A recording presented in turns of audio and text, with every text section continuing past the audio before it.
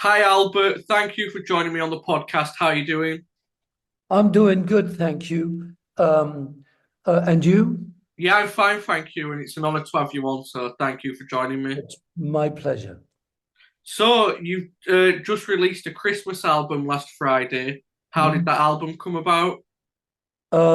Well, it's something I've been thinking of for a while, for a few years actually.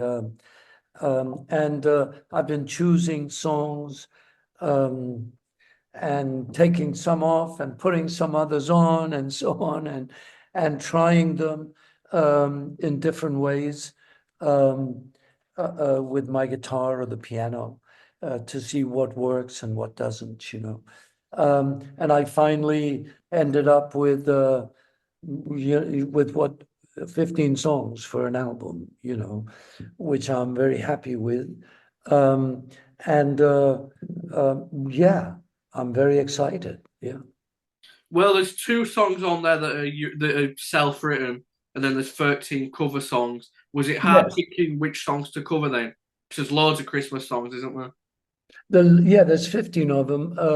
I mean, the one song I wrote in the beginning of the 90s, under the Christmas tree. And the other one I wrote like, 2 weeks before I finished the album. Um, for I don't know why, but it just came, one of those things. And it worked. So it was fun to do, And it's a bit different, it's reggaeton, it's got some Spanish on it. So yeah, hopefully people will like it. What was your favorite song on the album to record? Um, oh gosh, Christmas songs are great. I mean, they're all wonderful. Um, Uh, I mean, in the kind of world we live in today, uh, you just want to go to Christmas, but I mean, really go to Christmas, like, like leave the rest of the world behind and go to Christmas. Um, I mean, they're all beautiful. I mean, anything from Christmas hymns to Christmas carols to Christmas songs. Um, I re-recorded Under the Christmas Tree, so the old version is a more poppier kind of version. The new one is more, yeah, more my style. Um, and a small rhythm section. So I was very happy with that. Um, I was very happy with All Things Bright and Beautiful. I added a couple of things here or there. I'm also happy with Rudolph the Red-Nosed Reindeer because I wrote some new lyrics, and I added um, an old song, um, that's a kind of a dance thing that we used to do when we were young in dances, and that's the hokey pokey. Uh, uh, yeah, and I think it brought you know, it brought Rudolph, how he saved Christmas, and how much fun it is to do the hokey pokey after you save Christmas. Is Christmas a special time for you then?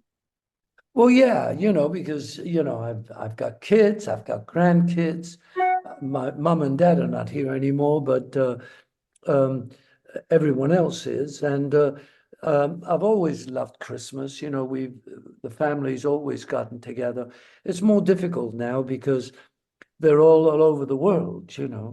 Um, Actually, mine are all in America, but in different parts of America. So you go from Northern California to Los Angeles to Minnesota, you know, um, and I'm going to go in January and visit them all, you know. Oh, nice. I'm doing promo at Christmas, so I can't go then. Yeah. So is that something you look forward to? Then you got to see all the family and Yes, I'll go in January and spend maybe a couple of months or more um, with them and writing and doing other things that I want to do in the future. Um, um, you know, um, Yeah, pretty much. I'm still involved, you know. Well, you've had a very long and successful career. When did you first take an interest in music?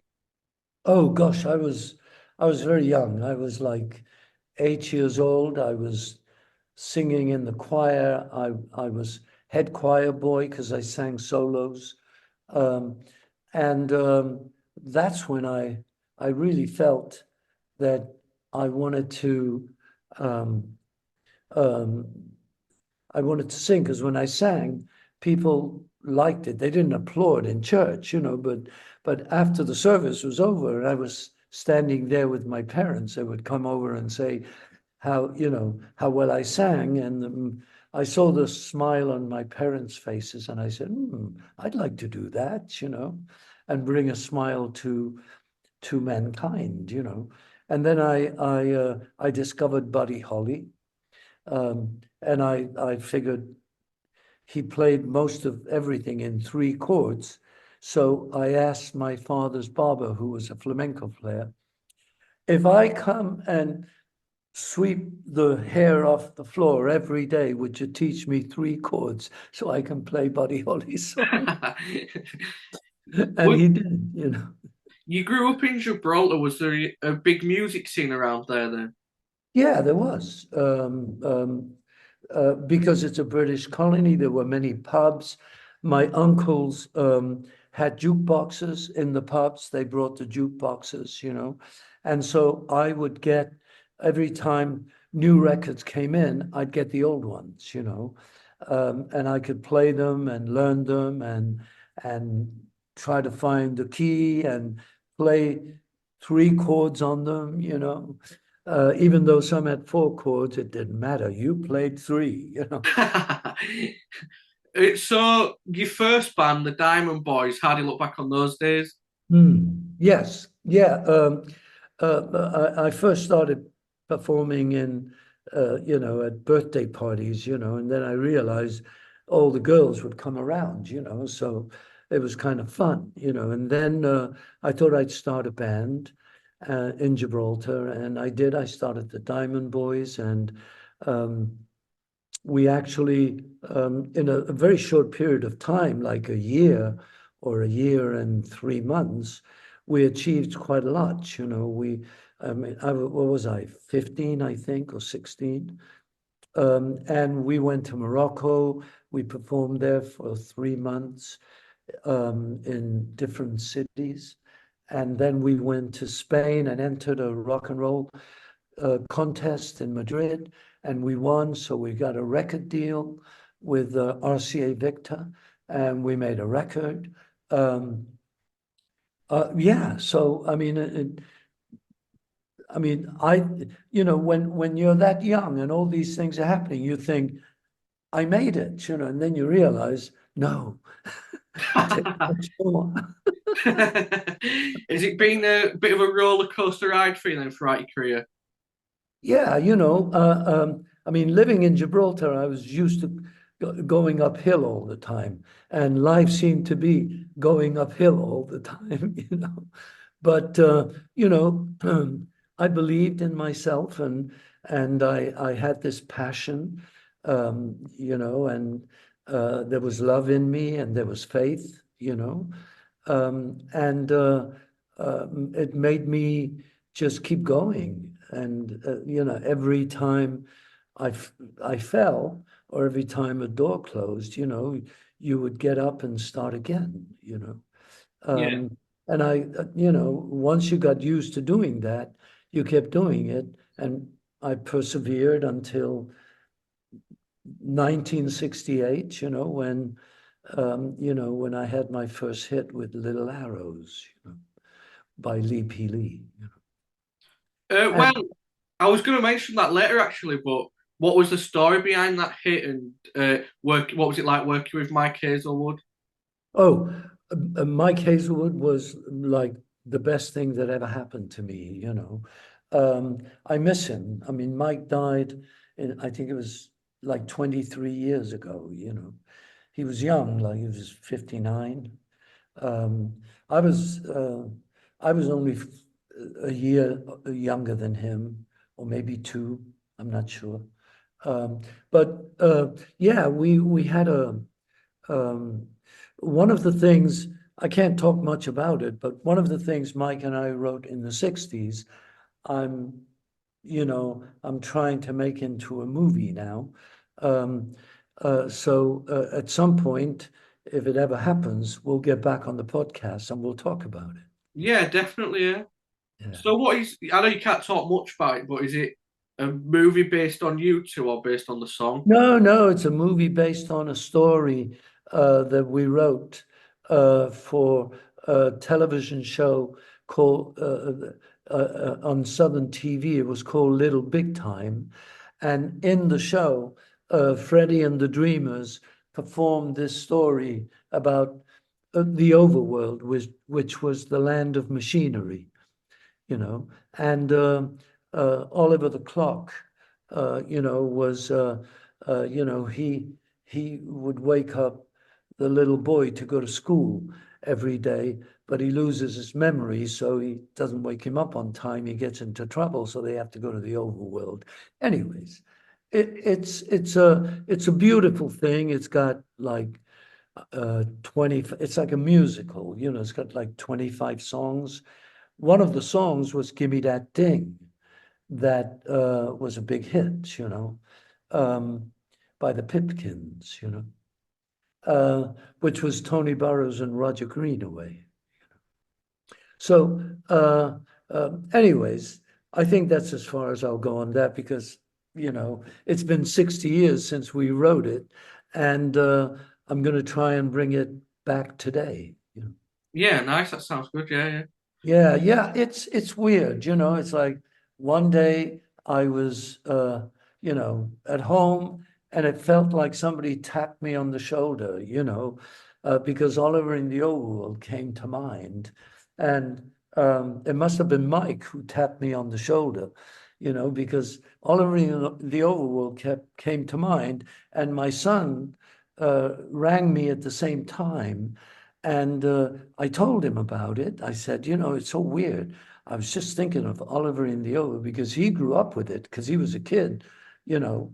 He was born in 1980, so I would play him Oliver in the Overworld all the time, all the songs, and the story.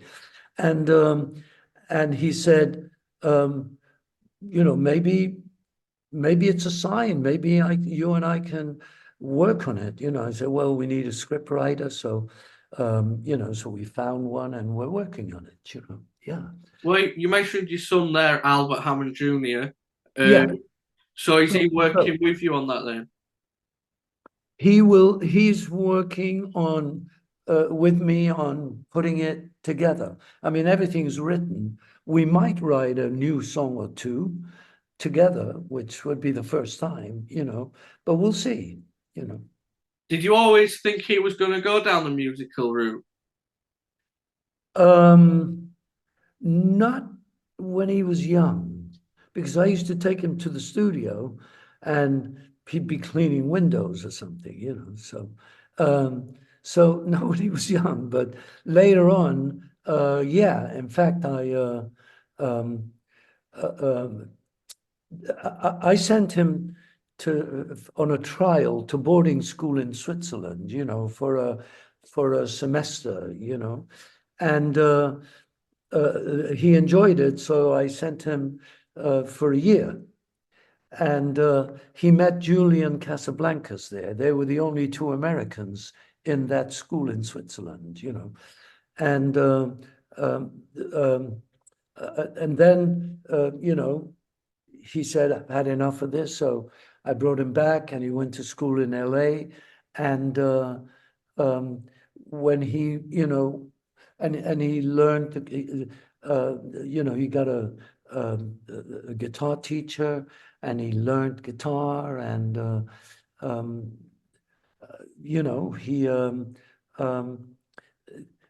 he wanted to stay in LA, and I said, no, I think you should go to New York, So I got him into NYU and sent him to New York. And when he was in New York, he called Julian, um, and they met. And Julian said, you know, I got a band I put together. You want to audition?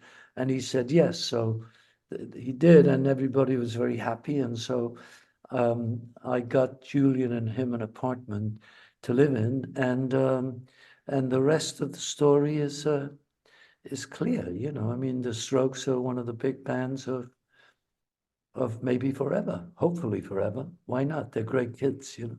They're a brilliant band, the Strokes, yeah, especially Yeah, that debut album. yeah, especially the debut. That's my favorite. Yeah, Yeah, same, yeah, yeah. yeah, yeah. So back to you. Back to Christmas. Yeah, yeah, exactly. That's what the album's called, Christmas. Albert Hammond Christmas, you know. So yeah, with the album actually, then, when did you start recording it? I know you said it took a while to come together. I started recording it um, um, what was it? Last Christmas. Yeah. Um, and I did last Christmas too. Anyways, yeah, I started recording it just before Christmas, you know, like September. You know, I wanted to start like in a Christmassy kind of feel. So I thought I don't want to do it in January, February, March, April, or the summer, you know. So I started like September, October, something. I already had the songs, except for the one I wrote 2 weeks before the album was done. Um, and um, yeah, and you know, little by little, I also started recording my album, which was Body of Work, which came out in March at the same time. So I was doing two albums at the same time, you know. And I wasn't doing that all the time because there's other things to do in life, you know. And but yeah, it took both albums took about, I don't know, a few months Well, I to, wanted to talk but about body of work as well, actually, because like you say, you've released two albums this year.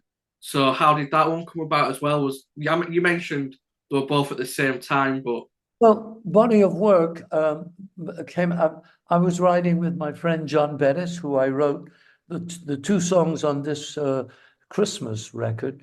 I wrote with John Bettis also. And the whole body of work I wrote with John Bettis. We started writing again. You know, we'd written some hits. You know, we wrote, One Moment in Time for Whitney, and When You Tell Me That You Love Me for Diana Ross, and we wrote a Carpenter song, I Need to Be in Love. So we started writing again, and we wrote like 30 songs or something, or 35 songs. And I thought, why don't I just, record some of these? And so I chose a bunch of them. And, at the same time as I was choosing the Christmas songs, I was choosing the body of work songs.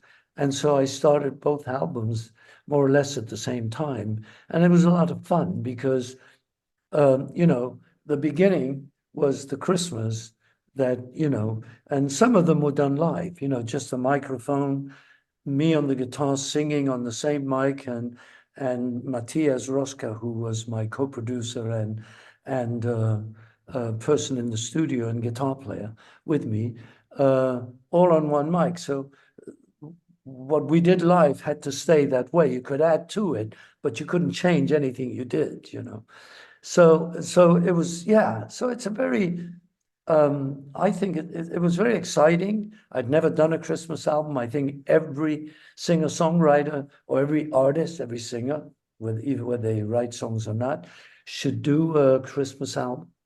And yeah, and so all this started to come about, and yeah, what can I say? is music still as important to you now than as it was when you were growing up in Gibraltar and Oh in your yeah. life? Oh, music is my life, is my love. I mean, I love women too, but I mean, music is my love. Yes, yes. It's always been good to me, in all different ways, It's helped me make people happy when I write things that millions of people buy, or hundreds of thousands or millions of people buy, depending on the song and how many records you've sold, to the fact that it's part of my meditation daily, uh, and that it also brings me joy when I hear songs that I grew up with, or songs that friends of mine write, and that makes me happy to see them be successful also. So yeah, music is my life. Yeah. Are you still writing all the time now then?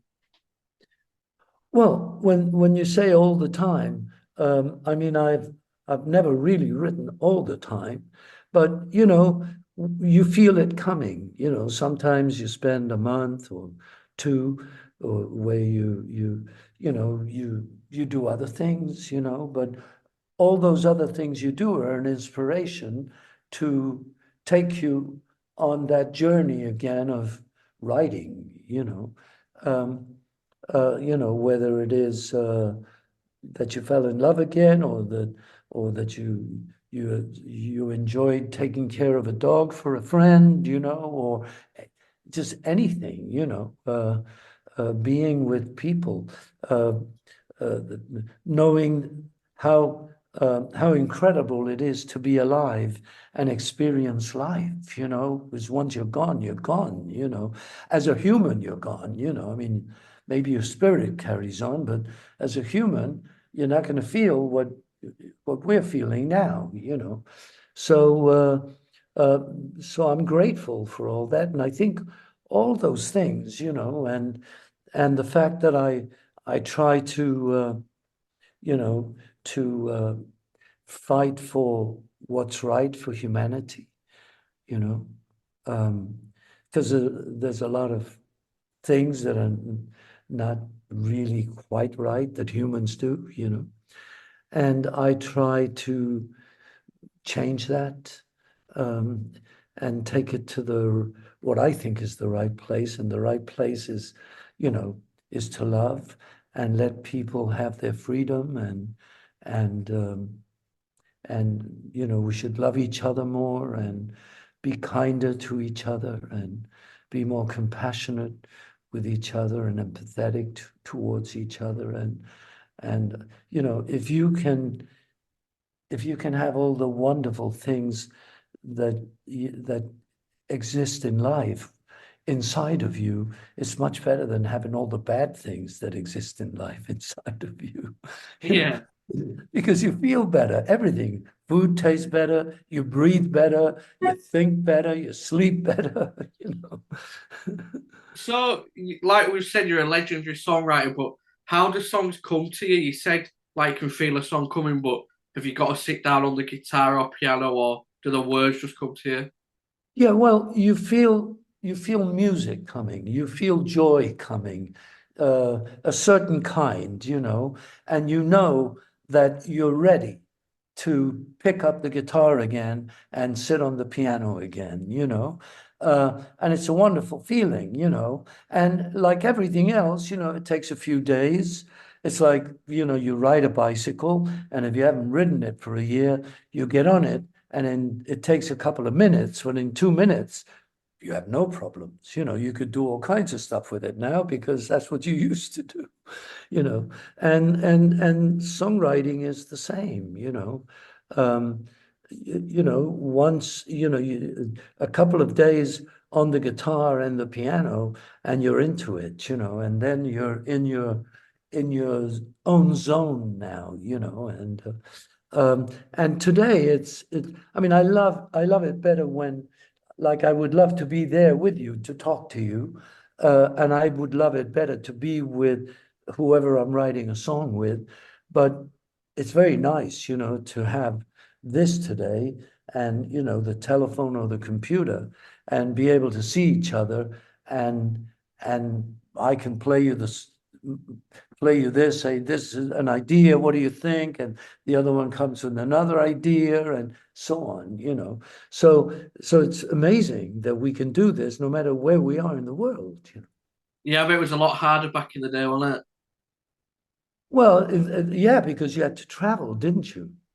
I Yeah. mean, I remember traveling from LA to London, and the next day they expected me to write a hit with Graham Lyle, and I wanted to sleep, because I was jet lagged, But I'm glad I didn't, because the first time Graham and I wrote a song together, I didn't want to go, and it had been planned for a year, but I was so tired and jet lagged, I didn't want to go. But the publisher totally convinced me because he didn't stop knocking on my hotel door. So I showered and I went down, and Graham and I wrote, I don't want to lose you for Tina. So I was so happy that the publisher kept banging on my hotel room door. What is the story behind that then? What was it like writing that song, I Don't Want to Lose You? Oh, wonderful. Um, like I said, I was jet lagged, but when I got there, Graham made a cup of coffee. We went upstairs. He had a little studio, and there was only one guitar, a J200, and I picked it up, and he said, let me go get a guitar from downstairs. And when he came back, I was singing this chorus, I don't want to lose you. And he asked me, what is that? And I said, I don't know, but it sounds good. And he said, yeah, it sounds great. Put it down. So we put it down on a cassette. And then he said, I was working on something before you got here, you know. And I said, play it. So he played Women of a Certain Age. And I said, sounds great. One was in one key, one was in another. So the only thing we had to do was try and make it work, the key. Everything else was already there. So it took nothing. It took like half an hour and we were done. So, Yeah. yeah, we'll go back to the Christmas So record. back to the Christmas. Okay, I've got my list here. On the album, on the vinyl, it's got an A side and a B side, which is nice. On the CD, it's just one record. All right, Um, yeah. but there's 15 songs. I mean, "Oh Come All Ye Faithful." I added something a little extra to it. Um, on things like Jingle Bells, I did it. I phrased it a little different to what everybody phrases it. On White Christmas, that everybody knows it by Bing Crosby. I did it more like It Never Rains. So it has a nice rhythm to it, and I sing, a little phrase without words that could be done by a flute, but I decided to keep it to da-da-dum, da-da-dum, dum, which was the original way that do-do-do, do-do-do, do-do-do, the It Never Rains, thing was done, except there I I took my voice out and put a flute in. But this time I thought I'd keep the voice there. So, So oh, sorry, what was he saying? no, so there's all different things. Let me see. Uh, yeah, I mean, there's some really nice old Christmas songs, and it's a very kind of up tempo kind of record, except for the last song, Silent Night, which like like a few years back, like maybe 6, 7, 8 years ago, something like, or maybe 6 years ago, um, I had the opportunity.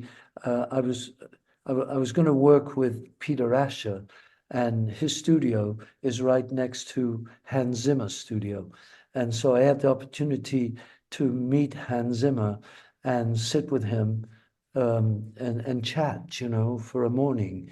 Um, and, um, one of my favorite scores ever for me was The Gladiator, of which I voted for him. And I told him that morning, I voted for you for the Oscars, because I was already a member, you know. And I said, I voted for you. Unfortunately, you didn't win, but it's just one of my favorite scores.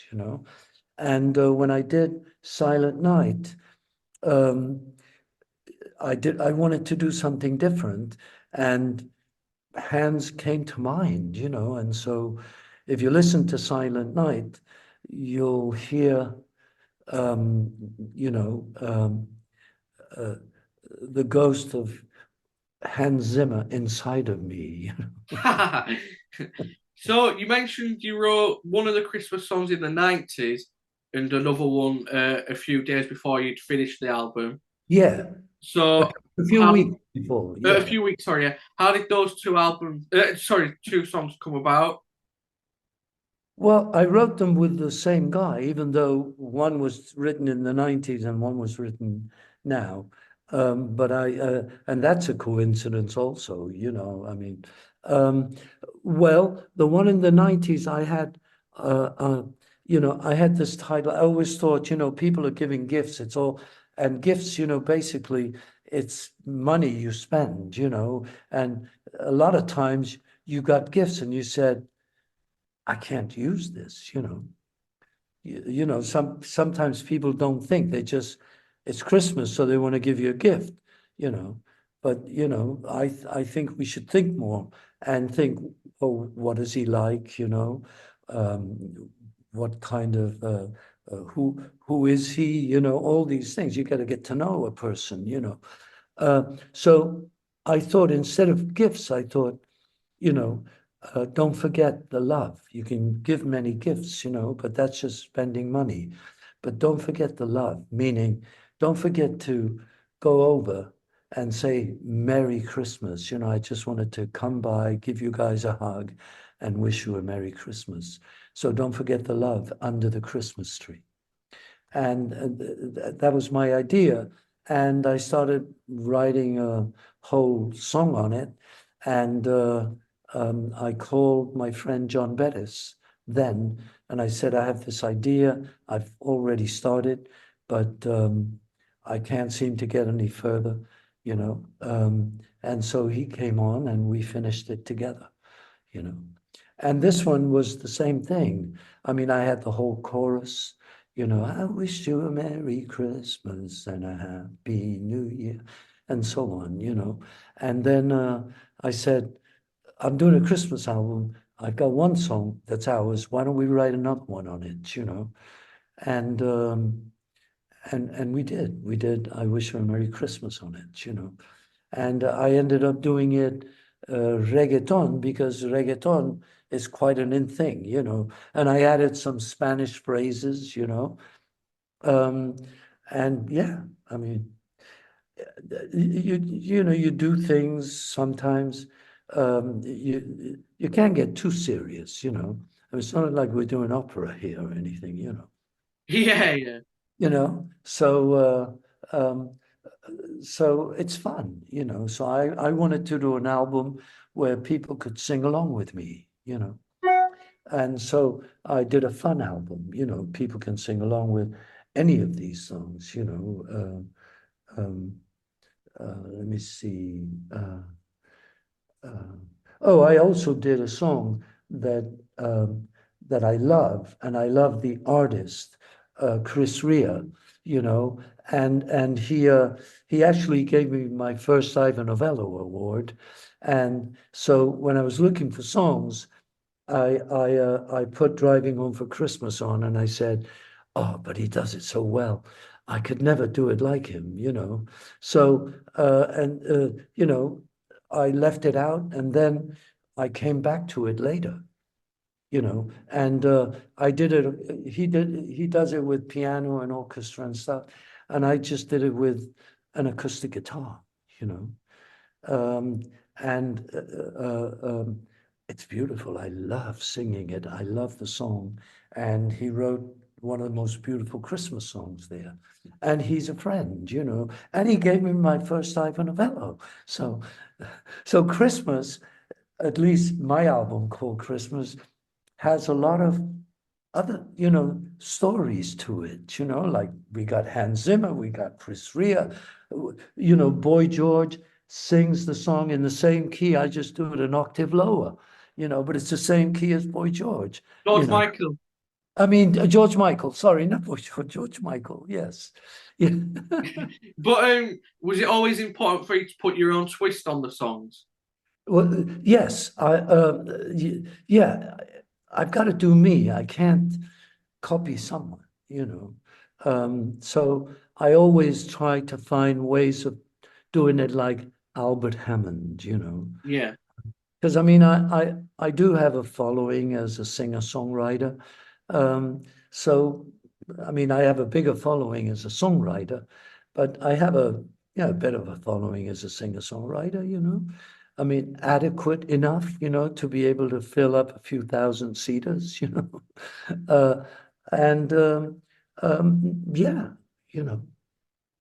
It's a great album, full of great songs, including your own, and it's got like you say, it's got a great feel to it, and it's uplifting. What do you want people to take away from the album just to finish this interview off? I just want them to enjoy it. I mean, it's only going to come up every Christmas. You're not going to play it in August. Although some people might, I don't know. So, is that what you want people to take away for it, like just the joy of Christmas? Yeah, I just want them to enjoy it. I also, I relate where I'm from, Gibraltar, because the background singers on the whole 10 songs, they sing there's 15 songs on the album. They're singing on 10 songs, and they're all kids from Gibraltar, from the Academy of Music in Gibraltar. Um, and they did an incredible job. So I went to Gibraltar to record them once I'd recorded the record. I just wanted to add that. I heard them singing. I thought they were so good, they were so spectacular that I spoke to their band, the choir leader, and said, I'd like to come and have them sing on a few of my Christmas songs. And they'd never been on a record before. So we did it. We did it at the school there, and we just put up two mics, and they sang to my voice. Yeah, yeah. It's like the album's So got a lot of history from your life in it, hasn't it? there's a lot of things from my life, exactly. So I mean, hopefully people grab the essence of the magic, the spiritual effort, the what shall we do? Well, yeah, spiritual, that's the word, really. Because we're all spirits and we all connect. Maybe they pick up on the connection of everything. Where can people listen to the album or buy the album? Oh, they can buy it on all the Spotify, Apple, all these platforms. They can listen to it, they can download it, or they can buy it on Amazon also. And there's a video of Rudolph, the red-nosed reindeers, and Hokey Pokey. Uh, and there'll be a video in December of Silent Night also. So yeah, I'm very excited. And like I said, this is something that will be re-released every year. Maybe what I'll do, I have an idea because there were two songs that I wanted to record that I didn't have the time to do. But I might do them for next year and add them as a bonus tracks, to Yeah, next year's album. And they both have a lot to do with what happened with this one, where I have connections with many things. Mike Hazelwood's favorite hymn was All Things Bright and Beautiful. So I promised myself I would do it on this album. I didn't have time, but I will do it for next year and add it on to next year's album. And my favorite Christmas hymn is In the Bleak Midwinter. So I'll do that one too. And so maybe next year, hopefully, if I'm still around. I'm sure I will. I hope I will. Um, there'll be those two songs on the album. Yeah, brilliant. Yeah. Yeah. Well, Albert, thank you for joining me on the podcast. It's been a pleasure to talk to you. And No, it's been great to talk to you. I love it, and we should do another one sometime next year. yeah, definitely. Yeah, I'll send an email and that, and we'll sort it from there. Yeah. Beautiful. It was a pleasure talking to you. I loved it. You make me feel comfortable. You make me feel good. So, what's it called? Behind the curtain? Yeah, yeah. That's another podcast. That's what I'll be doing now. I'll be behind the curtain, still writing, but not singing. Behind the curtain. Let others sing. Well, yeah, we'll definitely have to sort another one out in the future, but it was a pleasure to talk to you. Great. Thank you. Thank you. Merry Christmas. Yeah, Merry Christmas. Have a good Christmas. Okay. Bye.